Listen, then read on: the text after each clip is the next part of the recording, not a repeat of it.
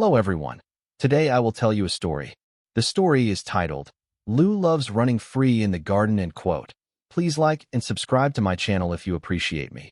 You can skip this if you don't and oppose. Like this video. Thank you very much.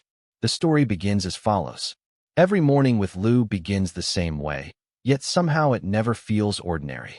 This is my little daily vlog, except instead of holding a camera and talking to the screen, I just quietly observe him and let my heart record everything.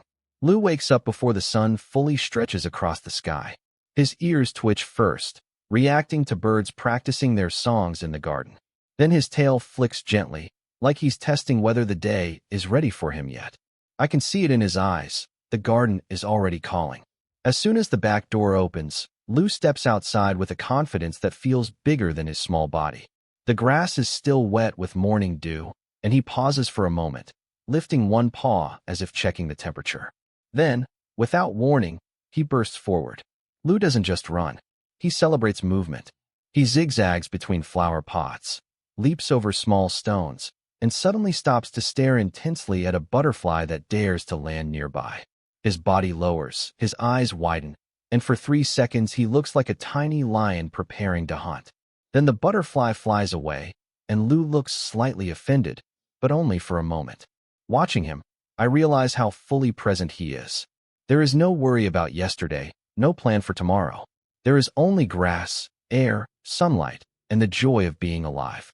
In that garden, Lou is not my cat. He is simply himself, free, curious, and happy. By mid-morning, the garden turns into Lou's personal adventure park. This is the part of the day I secretly look forward to the most. Lou races after falling leaves as if they are moving toys designed just for him. Sometimes he wins. Sometimes the wind changes direction and the leaf escapes. When that happens, he doesn't get angry. He just sits down, tilts his head, and watches the world move around him, as if thinking, that was fun. What's next? He loves climbing onto the old wooden bench, using it as a lookout tower. From there, he surveys the garden like a guardian. Birds in the distance, ants near his paws, clouds slowly drifting above. Everything seems important. Every sound makes his ears rotate like tiny radar dishes. What amazes me most is how the garden gives Lou space to be both playful and calm. One moment he's sprinting at full speed. The next he's lying flat on the warm ground, eyes half closed, soaking in the sun.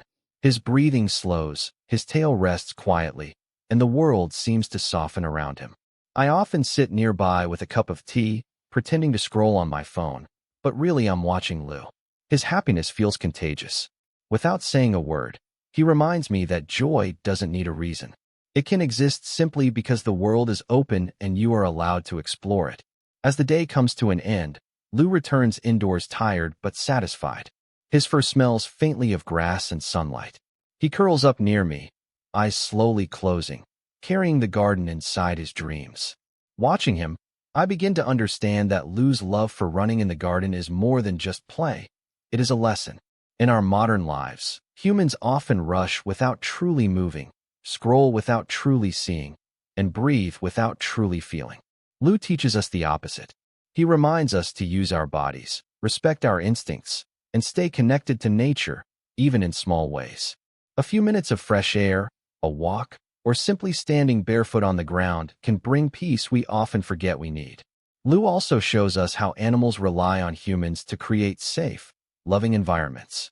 By giving him a garden, I give him freedom, but with care and responsibility. In return, he gives me emotional warmth, presence, and quiet happiness. To apply this lesson today, we should treat animals not as possessions, but as companions with their own needs and personalities. Make space for them to express joy, protect their environments, and most importantly, slow down enough to learn from them. Because sometimes, a small cat running freely in a garden can teach a human how to live more gently, more kindly, and more fully.